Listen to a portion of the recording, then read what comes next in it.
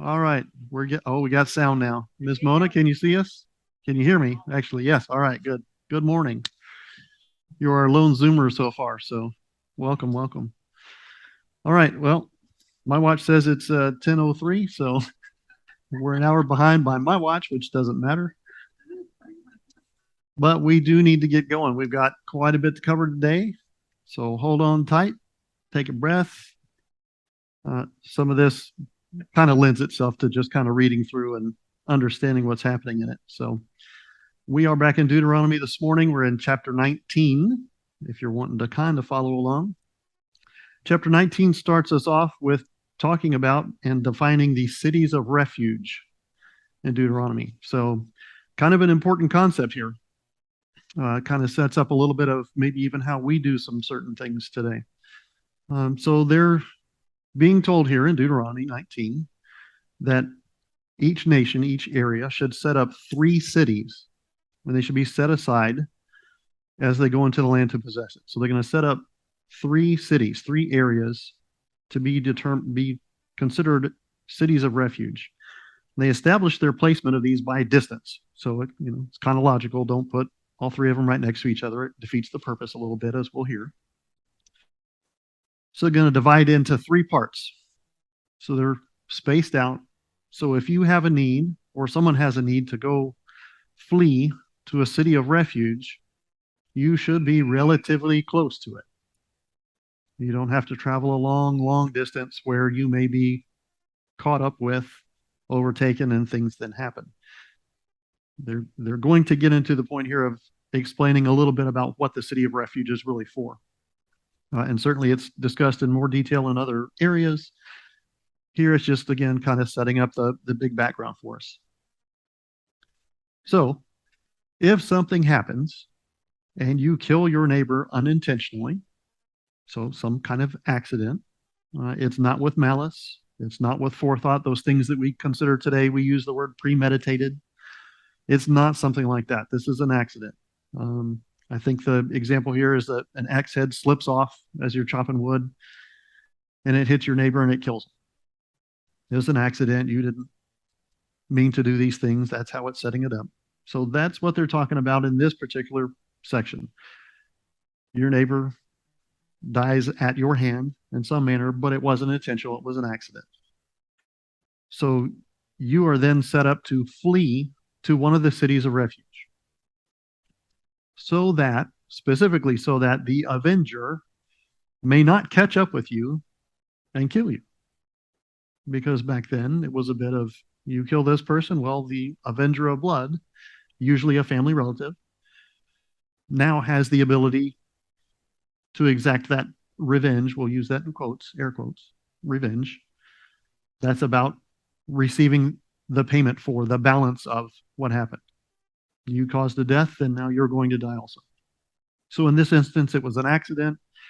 You flee to the city of refuge, and when you arrive at the city of refuge, you are safe and protected. The avenger of blood that is likely still coming after you, they probably don't know all of the situation. They just know a family member or whomever is dead because of you. So you're in the city of refuge. You're relatively safe. And I'll say relatively safe because obviously you can't just go there if it's not appropriate for you to, if you're not really allowed to. And they'll get into that. Continues on then and provides a little bit of explanation. If your land area increases, you need to set aside 3 more cities, always in groups of 3. I'm sure we'll hear more about what's significant about the number 3, but not in this section, not for me. So 3 more cities if your land area increases. Now, little side note, okay, just head scratcher time. Each of the nations are being provided and given a specific piece of land or specific areas. So it's not likely that their land area is going to grow very quickly or even very soon because each of the nations has their dedicated spots.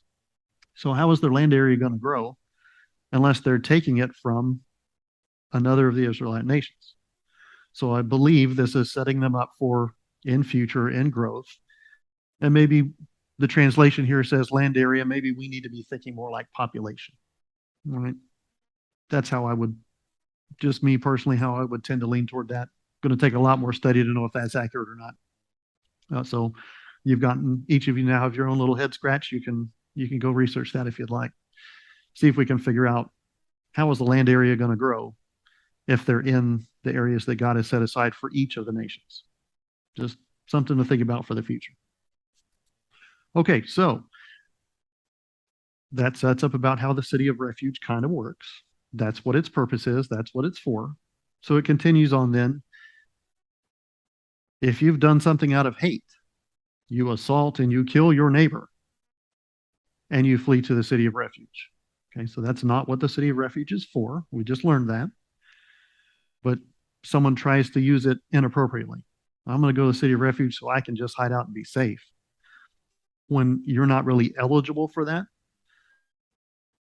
then the town elders will have you brought back. So the town where you left, not necessarily the city of refuge town elders. This is the place you were, where you assaulted and killed someone. Those town elders will bring you back, and you will be handed over to the avenger of blood to die. When you've killed somebody, remember back then, it's you kill someone and it wasn't an accident and it wasn't justified, then you also will die. The avenger of blood is really kind of required to do that. That maintains the balance. So if you try to use the city of refuge inappropriately, things will not go well for you. No, likely the outcome for you is the same as if you didn't flee there, and it's just a matter of how long the process takes, I guess. Maybe your life in between those time periods isn't quite as great. No. And here's the next interesting piece. Again, at least the way our American-y kind of Bibles put things with little subheadings and verse numbers, etc. There's this extra little piece thrown in the cities of refuge section, kind of like the Monty Python. And now for something completely different, there's a little statement here that says, do not move your neighbor's boundary stone. Now, how that's grouped in and thrown into the cities of refuge, I don't understand, other than let's just take good. Remove reason for murder as a comment here in the room. That's possible, very possible. Well, I also like to think this is also explaining to us you need to be honest in your dealings with everyone. Okay, so you're not going to go to the city of refuge when you aren't eligible to or allowed to try to escape what you are supposed to suffer or pay for. Likewise, you don't mess with your neighbor's stuff. You don't try to cheat them. You don't try to cheat the system. You need to live accountably. You know the rules, live within them. That's another potential there about why would this phrase wind up in this section of the Bible together. So then we move into witnesses again. Now, we talked last week, reminded us that one witness is never enough. It's always 2 or 3 at minimum. So we're reminded again, just in the very next chapter here. 2 or 3 witnesses are required. And then here again comes in some of that. You must deal with all of your neighbors and all of your family and all of your nation.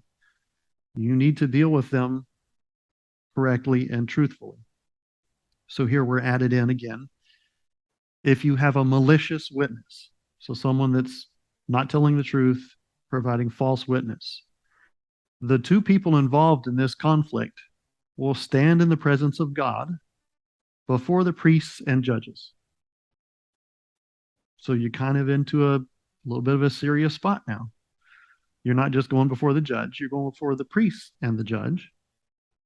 But more importantly, you will stand in the presence of God. So again, a very clear example.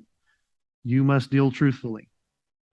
God takes this seriously, not just for another human to worry about what you're doing. You specifically are told you will stand before God in these matters. That should tell you it's a big deal. You don't want to be the malicious witness person. So after the thorough investigation is done, if it's proven that you gave false testimony, then the person you gave that false testimony against will now be allowed or authorized to do to you what would have been done to them under your false witness. You're to show no pity. So not, well, I don't really feel like it. God's lining out again for us. These are the rules, and you follow the rules. When they're positive, you follow them. When they're negative, you follow them. When you like it, you follow them. When you don't like it, you follow them. It's always the same message. The rules, regardless of how it impacts you or affects you or what you want to do, is really immaterial. The rules, the consequences, they just go together. I'll go back to the balance thing again. The whole book is about a balance. So you have no pity on these folks. And this is where the more famous part of Deuteronomy comes out. Life for life, eye for eye, tooth for tooth, hand for hand, and foot for foot. So those things are called out specifically to us to tell us this is in relation to your false witness. If they're testifying falsely about something you did or something that needs to be done to you, they suffer that punishment if they've testified falsely about it. So if they're plotting about, I'm going to say these lies and false testimony about these things so that this happens to you, and it gets researched, it gets investigated, it's proven that they were doing this incorrectly, they were lying about it, essentially, then whatever was going to happen to you now happens to them. And that's the life for life, eye for eye, tooth for tooth section. Okay, so it's not necessarily talking about when someone does something wrong and they're found guilty, then it's supposed to be this way. This is specific in talking about the false witnessing. So when you're trying to make something happen to someone else falsely, incorrectly, that's when that piece comes in. So sometimes we need to be careful when we're looking at our courts of law today and thinking, well, there was murder and that means eye for eye, life for life, tooth for tooth. That's not exactly what Deuteronomy is saying here. So just keep that in mind.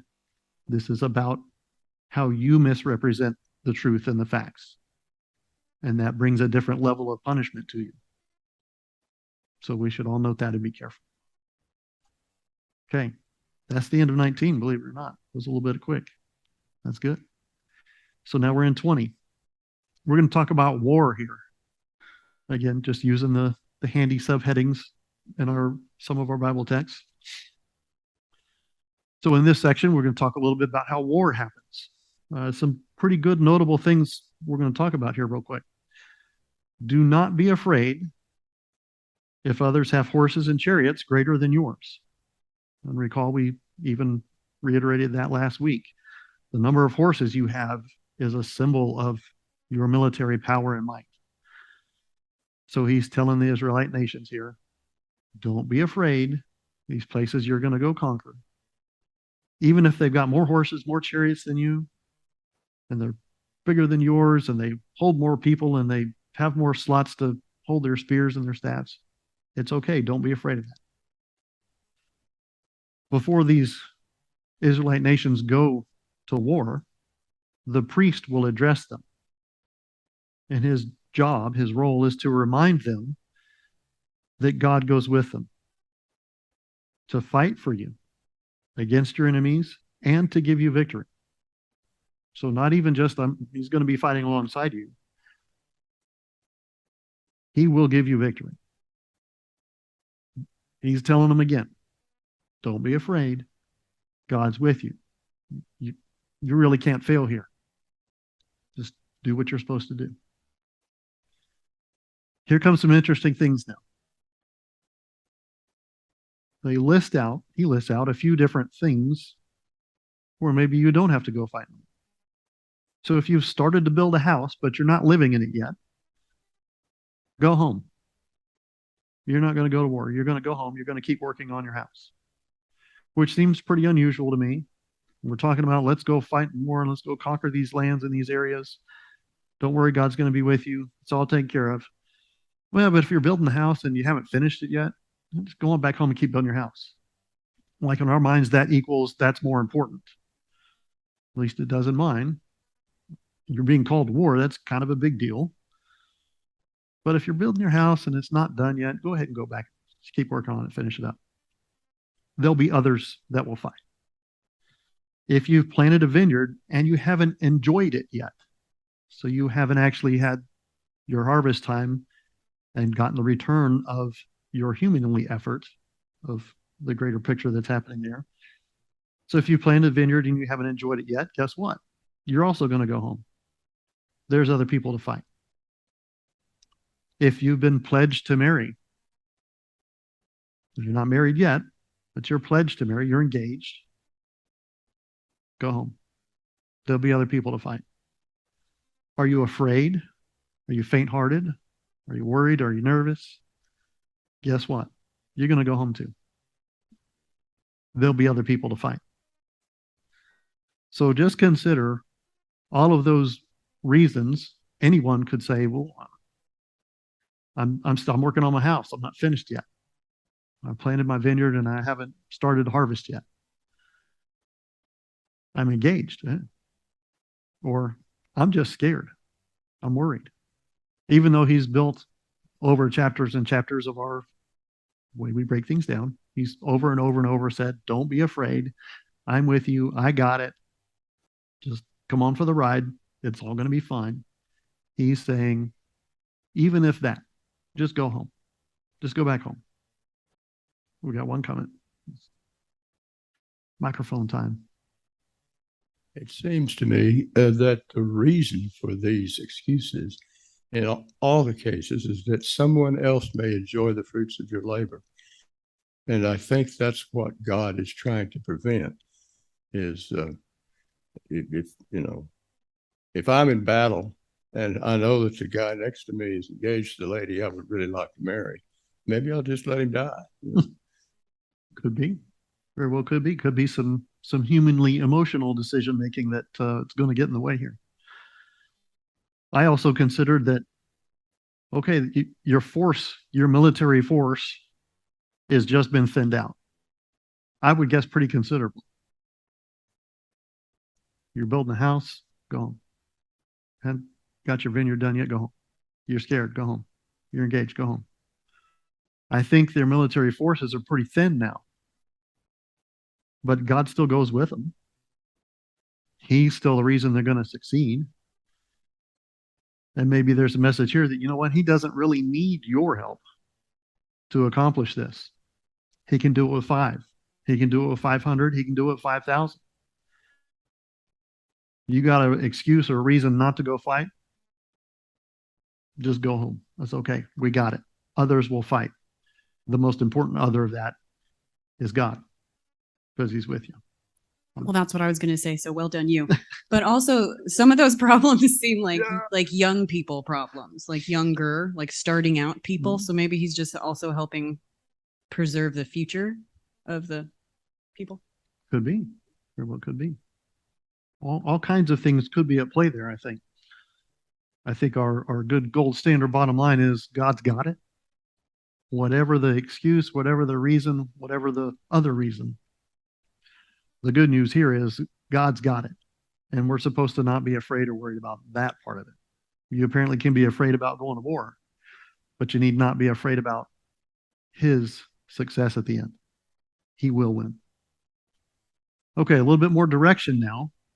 And he says, as you approach, you offer peace. You offer peace as you approach. Sounds good. We've kind of already seen that as they've been passing through the lands, arriving at kind of the holding pattern. As they pass through, they say, give us safe passage and we'll pay our share. We'll share in these things. And some said, okay. And some said, no. And the result was what it was. If they accept peace as you're approaching them, then they are now considered forced labor. They will be your servants. If they don't accept your offer of peace, all of the men die. You will clear them off. All of the men will die. Women, children, livestock, and everything else is all considered plunder. So this is a little different now, whereas before when they go in to take over the specific areas and conquer those, everyone dies. This is talking a little differently now. When you start to expand your land and grow, so maybe the outer edges, not other Israelite nations, I'm sure. You offer them peace. Hey, we're going to take over this section. We're going to do these things. They either accept it or they don't. If they accept it, now they're going to work for you. If they don't accept it, the men die. Everything else becomes plunder. It's yours to do with however you choose. However, there's some limits here, some limitations placed. This is not for nearby nations. So again, not the Israelite nations that you border with, not even those that are close to you, because the cities God's already given them as their inheritance. Remember, they're not supposed to leave anything alive. And they've listed numerous of them here in the scripture. So this is designed for something other than the initial conquering and moving into the promised land. This is beyond that. And it lays out that even if you're doing these things beyond those areas, if you're in a long-term siege, so something that doesn't take a couple of days or a couple of weeks maybe, you're long-term, he provides a little more direction to them. He says, you can cut down the trees that you need to use. Whatever you need to use to support your war effort in this long-term battle you've got going on. But you're not supposed to cut down the trees that can feed you. Kind of interesting. So there's a way that you kind of can continue sustaining yourself when you're in this long-term battle. Don't cut off your nose despite your face, for our Zoomers to know what was said in the room. Another piece here is interesting to me. And other times he has provided the manna in the desert where they don't know what it is. It just showed up and they survived on it. And he's not offering that here. He's starting to let them do a little more for themselves, maybe. But we still have to understand the reason the war goes on, the reason the war is won in their favor is because God's with them. So he's still doing things, most obviously. He's told them that. This time he's just not saying, I'm going to do every single thing for you so you can do whatever. Right? Working with big kids instead of preschoolers. Right? They're taking that next little step, maybe. Just, again, some interesting things going on here. And that, my friends, closes out chapter 20. So these are starting to maybe shrink down a little bit in size, so we shouldn't be too worried that we're going to move through a few chapters today. That's good. So we're in chapter 21 now. We're getting back into some of the accidents or problems that occur in their society. So our subheading, atonement for an unsolved murder. Okay, so now we're back into people dying outside of war. So if you have an unsolved murder, right? So somebody finds a dead body in a field. They don't know why it happened. They don't know how it happened. This is discovered. The elders and the judges go out. They measure to find the nearest city. Not city refuge, the nearest city. So you're out in the field. So they got to figure out where does this person or the owners or whomever, where does this belong? Who does it associate to? Where does it find its leadership? So they're going to measure and they'll find the nearest city. And the elders of that town will sacrifice a heifer. So there's a sacrifice to be done because there's someone dead and we don't know why, we don't know how, we don't know the circumstances. There needs to be a sacrifice because one of God's children has died without explanation. So the elders and judges figure these things out, and the elders of the town sacrifice a heifer, and then more specifically now, by breaking its neck. You know, we've not, to my knowledge, have not seen that in any of the other sacrifice wording coming up so far. It's always been about pouring out the blood, but don't let it be on the ground and do these certain ways and certain things. Here, you break the neck. My guess is there's something symbolic about that. I'm not smart enough to know. I don't know. So the question was, what happens to the animal after that? It doesn't say. Again, I'm going to take a guess, just as we've seen before. When you're sacrificing things, it goes into the interior curtains that the people can't see. We've been given words before about Don't worry if the Levites are having a little feast outside right after that. It's okay because that's how it's supposed to go. That's my guess because it doesn't give us specific direction here to know what happens to the animal that's been sacrificed. What happens to the meat? Does it all? It's not a burnt offering. It's not any other kind of offering by name that we've been given so far. We just know this heifer is sacrificed by breaking its neck. My guess is the meat's probably put to use. We've seen that in the past, but that's a guess. Okay, so when this occurs, when this sacrifice happens, there's a procedure. Surprise. There's a specific way that's got to happen. The Levitical priest steps forward. The elders wash their hands, and they indicate that they're not guilty of the innocent blood being shed. As with most sacrifices, the sacrifice is usually not related to why the sacrifice has to be given. We're reminded again here. The heifer that's been sacrificed by breaking its neck is not guilty of anything that's led up to this point. Nor are the people that are offering the sacrifice guilty, which again is a little bit different than all the other sacrifices. Sacrifices have been an atonement for something that humans have done. The people have done against God's will requires a sacrifice. So here, as far as we know, because it's an unknown murder, an unknown death, we don't know the circumstances. So in that instance, there isn't necessarily a human cause or factor that needs to be atoned for. So everyone in this part of the picture is kind of innocent. Even the human hands causing the sacrifice, we don't know. So, JJ's thought time. The death was innocent. And breaking the neck doesn't seem the same as the other sacrifices where the blood's been poured out. It's just a very interesting concept here. There's still a sacrifice, but it's pretty much everybody putting their hands up saying, it wasn't me. It wasn't me. It wasn't me. It wasn't me. Yet there's still sacrifice. A little bit of interesting things going on again today. I don't know what else to tell you about that one. It's just, again, there is definitely a process. And maybe the deeper meaning here going on, one of God's children has died. There must be a sacrifice for that. Again, reiterating the death of a person outside of God's will for it to happen is not a good thing.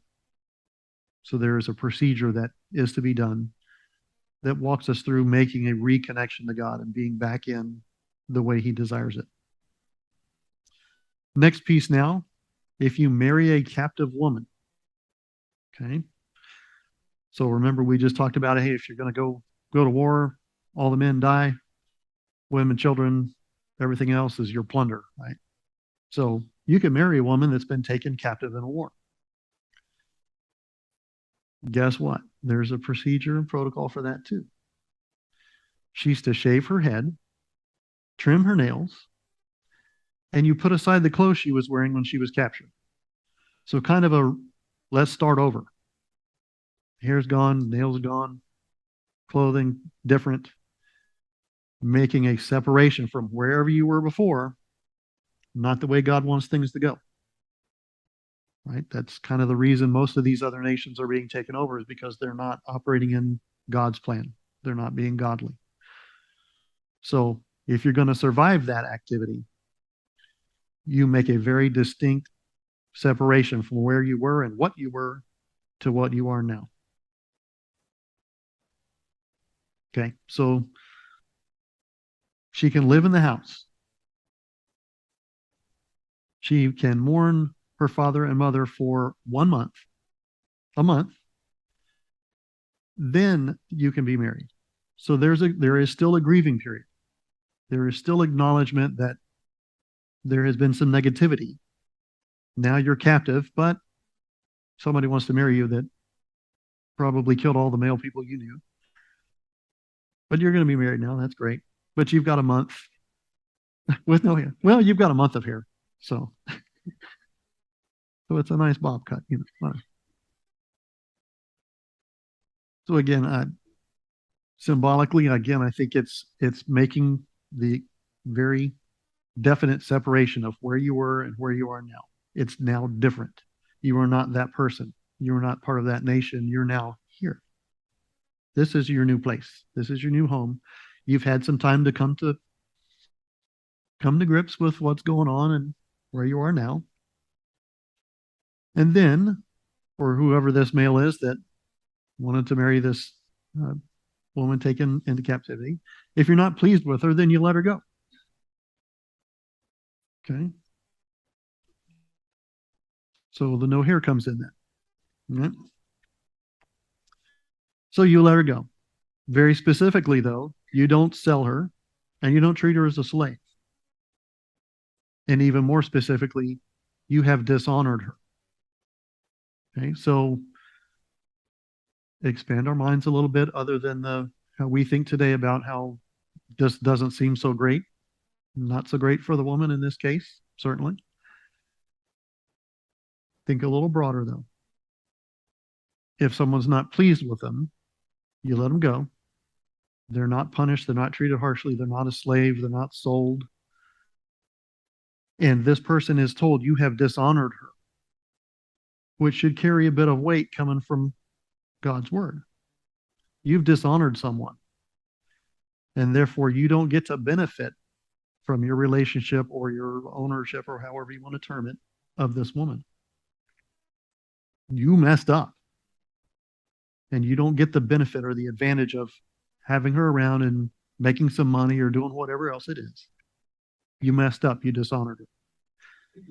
So think about the other perspective of that. Think about the woman's perspective.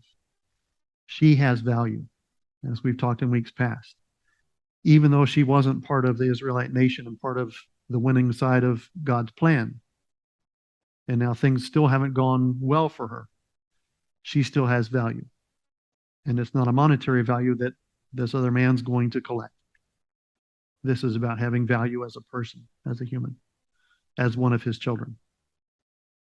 So maybe we can take a little comfort in that, and knowing that she's not just cast aside, not put to death, not sold or given or whatever else to someone else.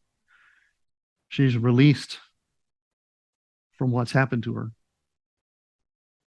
and she goes on and lives her life, but she lives her life with God now. She has value. I think that's an important piece. It was to me. Sometimes that's the only way I can reconcile what I'm reading, when I don't like the way it sounds. Yeah, doesn't sound so great. Consider if it was one of the areas that the Israelite nations were going and taking as part of the promised land, then she would have been dead.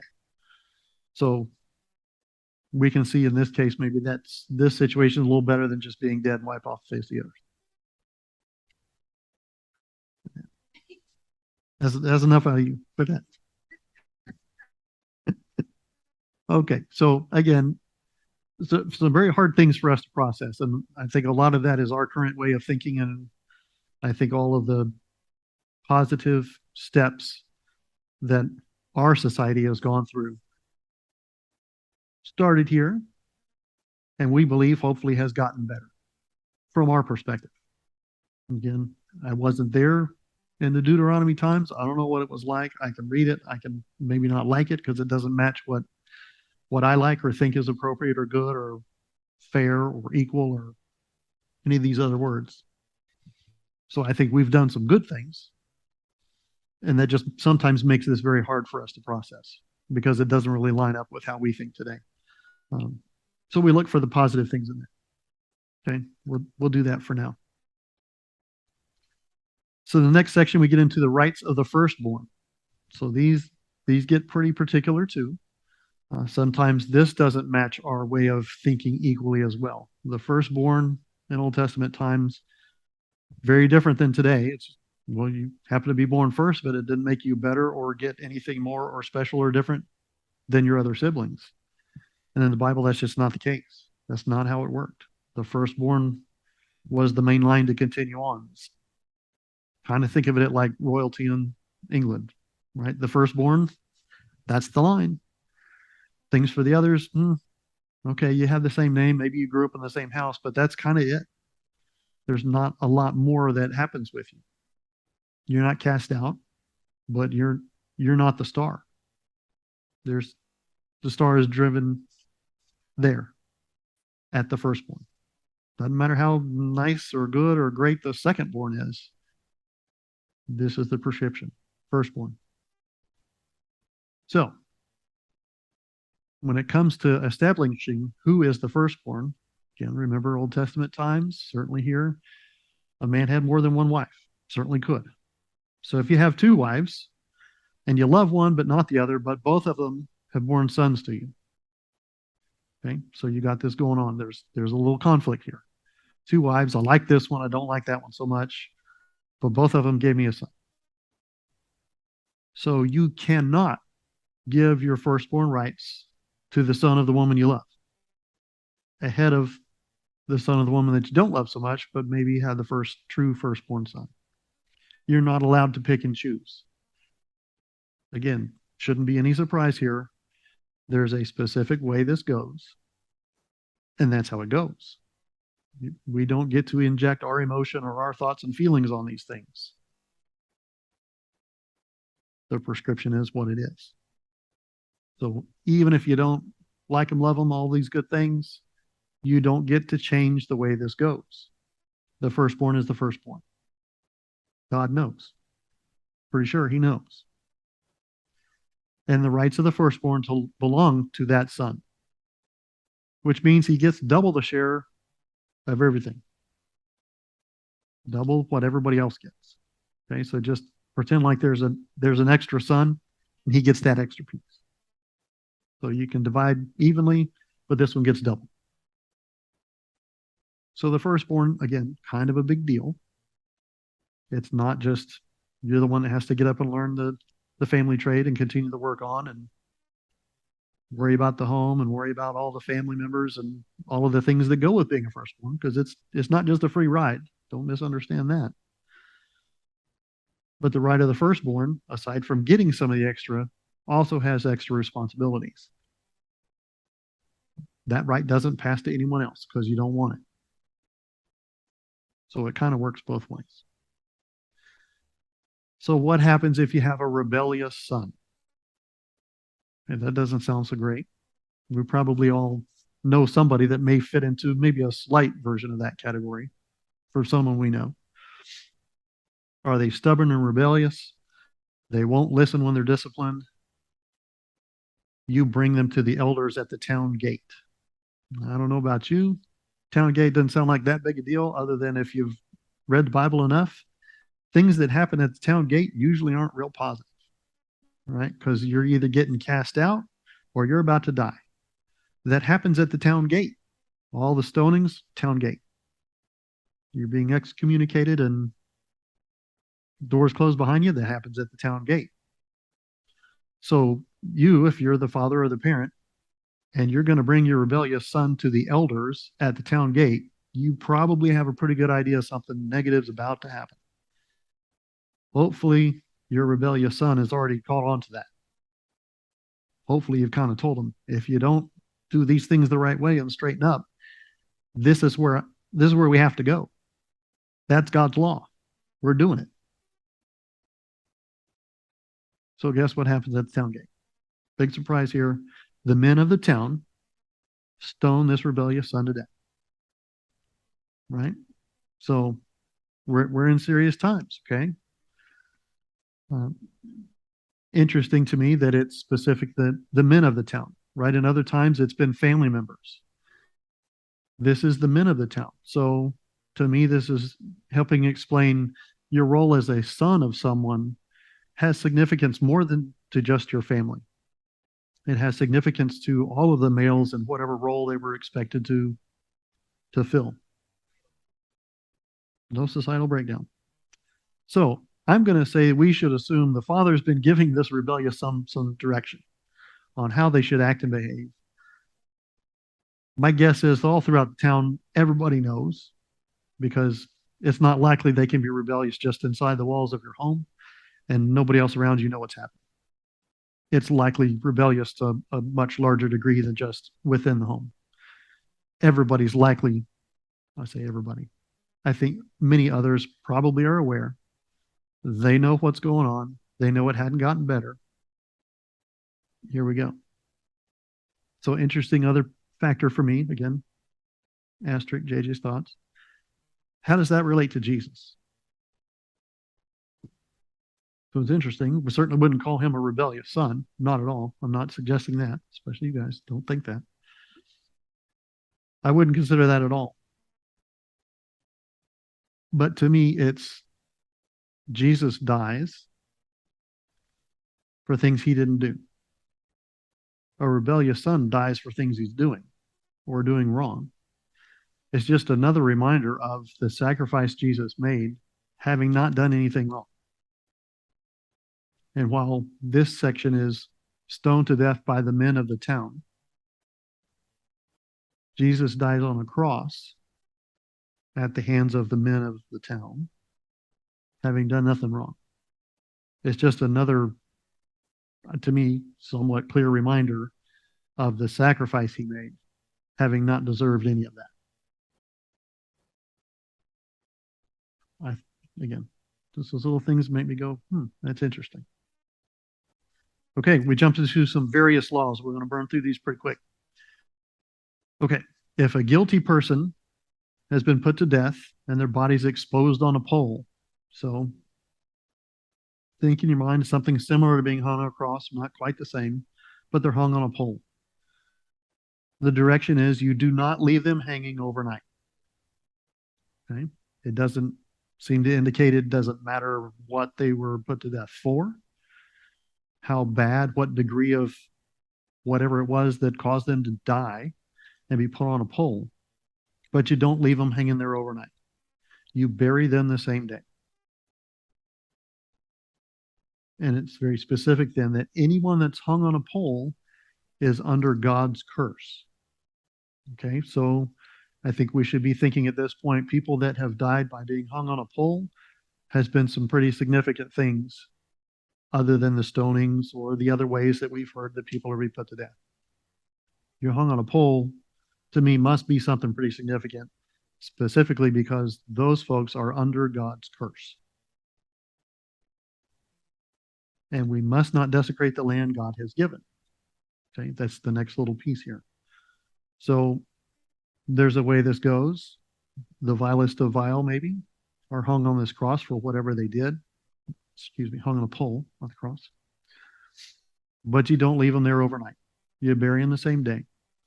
Gets us into a little bit of that. Don't let the sun set on your anger. The end of the day is the end of the day.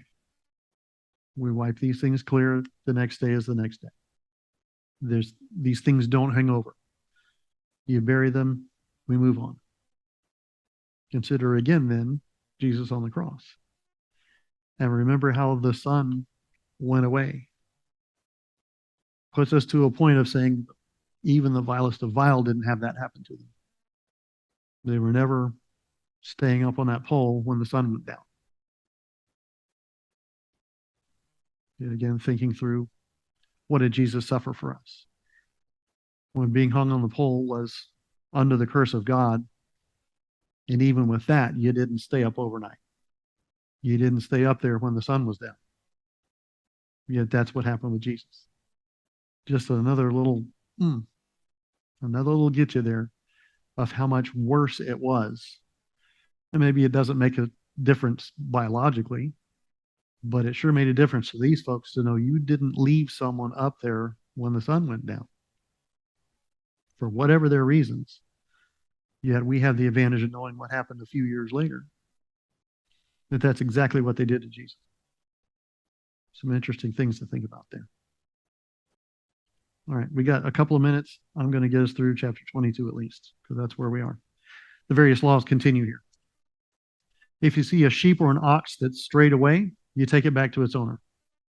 This gets us back into deal truthfully and honestly and helpful with your neighbor.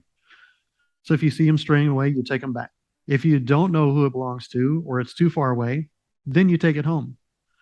But you don't take it home and put it in your own flock and just consider it yours because, hey, it wandered this way. I want to make it mine now. You keep it until they come looking for it. And if there's anything else we know about what happens in the Bible is when your sheep goes astray, you go look for it. We hear that over and over. We apply all kinds of different thoughts to what that really means. Even back in Deuteronomy, that's how you're taught. Your sheep or your ox wanders off, you go find them. So if you found one wandering, you hang on to it. When you see them coming, they're looking for it, you return it to them. Now, that doesn't mean you're putting it in a certain area of your pasture and it's not allowed to eat or drink. You're taking care of it too. So again, I think big note here is someone will come looking for it. Just as we know it's happening with God. He's always looking for us because we're wandering around and don't even know we're doing it. So when they come looking for their sheep or their ox, you give it back. You do the same thing for a donkey, for their cloak, and anything else somebody loses. So bottom line is you find something, it's not yours. Hang on to it, either return it or hang on to it until somebody comes looking for it, and then you gladly return it to them. Okay? And you don't ignore it. So to me, that's, you don't let things tend to themselves. You watch out for other things. Right? So not my problem, not my sheep, not my cloak. Somebody else will pick it up. That's obviously not the message here. You see it, you take action. And you're trying to make sure you're caring for your neighbors, even if it's neighbors you don't know. Kind of gets into the do unto others pieces. Should make things pretty clear and easy, I would think. So you provide help when people need it. When you come across a family of birds and you're going to take some, you don't take them all. You only take the young, you let the mother go. Okay, so there's things that kind of help us understand. Don't take too much. Take what you need, but be smart about what you're doing. I don't know that I can give you a whole lot of extra information about these things. I think maybe a little deeper message here is you don't do things that impact a whole family. You provide them a way to continue on, even if something needs to happen or occur that you need to take something. You don't do something that just wipes them all out. Unless God's told you to do it that way, then maybe you do. Well, if he's told you, there's no maybe part of that. You just do. He goes on to say, you build your house thoughtfully for safety. So specifically about how you build your roof so that people don't fall off. We have some of those designs still today. We still use some of the same terminology. You don't mix seed in your vineyard. It will be defiled. And you don't yoke unmatched animals together. So you wouldn't put a donkey and an ox together to pull your cart. Well, the ox is doing all or almost all the work, and that's not really fair. And you'd probably be in a circle unless you're constantly whipping the one of them to go the other direction. So there's things about just being logical and being fair and taking care because you don't want to overly burden one of those two animals. So there's a way to do this. It's about being fair. Another one of those interesting things, a little outside of my realm of knowledge, but you don't wear mixed clothing, right? So wool and linen, you don't wear together. You don't stitch them together. They don't go together. Don't do that. And then he even talks about the tassels on the four corners of your cloak. Okay, so there's a way, and there's a balance. I keep using that word. It seems to fit almost everything going on here. There's a balance, a natural order of things, we might call it today. That natural order, the natural probably you just replace with the word God, and you get the God order of things. It should kind of take care of itself then. Then we get into marriage violations. I'm going to have to wrap up at the end of this one. So you can't slander your new wife because the man dislikes her. You shouldn't do that, right? So you don't like her, but you don't make up a bunch of stuff and cause her extra grief. Again, there's a degree of fairness being kind of considered here. So here we go, a little scary time. You're going to go see the elders where? At the town gate. Okay. With proof of worthiness to marry. Okay, so this is like basically the family, maybe the father. His daughter's been slandered by some man that married her, wanted to marry. So the dad's going to take the daughter. They go to see the elders at the town gate and say, this man said these mean and awful, hurtful things and untrue things about my daughter. And now that makes her really unworthy to marry by anyone else because of the things he said. So if you show proof that she's worthy to marry, now maybe in this instance, this probably more talking about she hasn't been with another man, or she's still eligible to be married, then the elders punish the man that has said these slanderous, mean, hurtful, incorrect, untruthful things. Interestingly, it doesn't seem to be calling for death here. Okay. But it does seem to call for some monetary payment, maybe the wrong word. Okay, so they get fined 100 shekels of silver. So remember, shekel, we hear that word a lot. It's a weight. So 1 shekel of silver worth about $2. But remember also, Jeremiah bought a field for about 15 shekels. So he bought a whole field for 15 shekels, $30. It doesn't sound like a lot to us, but again, rewind multiple thousands of years, probably a little bit different. So I would say it's pretty valuable, right? So I don't think we should be real dismissive of this piece of saying it was $2. I mean, come on. I'll give you that now. Let's go on. I don't think that was the message here. It was of value. So if this man is still married to this woman, he may not divorce her. Even though he's been making up all these incorrect, untruthful things, he can't divorce her. But here's the but. Remember, we're at the town gate. Okay. So if there's no proof that there's been slander happening, that what this man has been saying has been untrue, incorrect, if there's no proof of that, then the woman gets stoned at the door of her father's house. Right? So there's the thing going on with the woman, but now remember that the father has come to the town gate and made these claims on her behalf as well. So for this to now happen in front of his door should be notable, right? The bad things usually happen at town gate. And that's kind of where this, maybe we consider it a trial or some kind of judgment is happening, figuring it out. So if there's no proof, so basically you've kind of made a false accusation of wrongdoing against your daughter. She dies for her part in her role in that, and then happens in front of the father's door. Probably not the neighborhood scene you want to see. Okay. So the next step here, if a man sleeps with another's wife, you stone both of them. Okay. So he's pretty clear here. This is not the way you do things. You stone them both. You do the same thing for an engaged woman. You stone them both. Now here it gets a little more specific, where it says you stone both of them because she didn't scream or try to get help to stop the situation. There's an assumption here this wasn't consensual, wasn't mutual. So you stone both if she didn't try to get help. The assumption here is that if she did and someone heard it, you are compelled to help. You're compelled to stop it. Okay. That's, I think, how we should view that. If it happens out in the country, so not in the city, we're out in the country somewhere far away, only the man dies here because there was no one there to rescue the woman. Even if she did try to summon help, screaming, yelling, whatever it was. She doesn't get held on that part of responsibility because even if she tried, there wasn't anybody to help. So it's not her fault. Only one witness. Good point. I'm not sure how that goes. That's very, very interesting.